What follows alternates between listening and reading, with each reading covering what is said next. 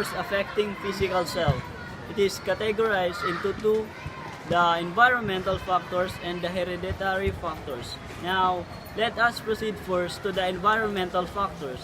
These factors affects our physical self because of our environments or surroundings. If you are living in polluted areas, then you are exposed to toxins. The place or environment is one factor that affects our physical self.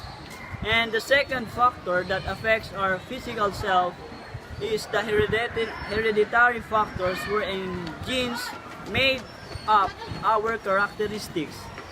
Those genes control or influence our appearance and growth as an individual.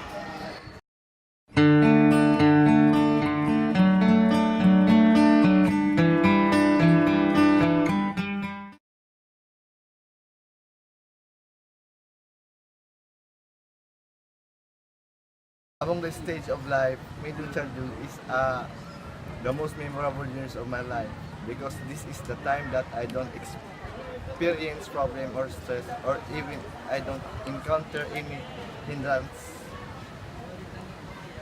for my happiness. It always reminds me that this is the time where I used to play games like Tumbang Preso, Slipper Eggs, Tago-Taguan, and Holland, and other games that do not require technology, because nowadays children don't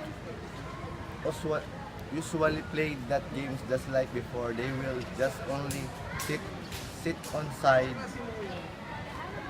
playing tablet, phones, computer, and other technology using internet. But the most important thing during my middle stage is that at the end of the day, end up playing our favorite games, talking with my friends of the state. Friends and hang out with my sibling, and because of this stage, I developed the relationship. I developed the foundational skill stage, a foundational skill for building healthy social relationships and learning rules, and that will prepare me for adolescent and adulthood stage of life. The social self is a multifaceted analysis of the self concept. George Herbert Mead has formulated his own theory about this.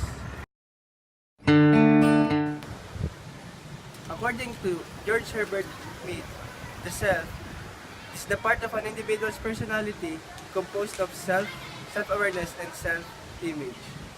And according to him, social self theory is based on the perspective that the self emerges from social interactions.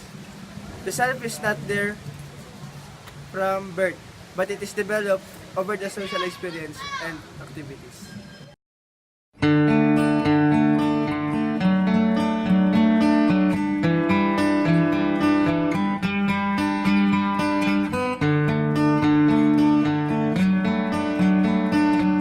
According to me, the me and I are the dynamic relationship that actually form what we call the self.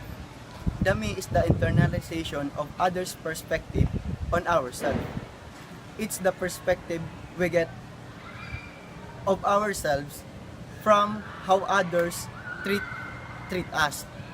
And the I is the part of us that responds to those internalized attitudes.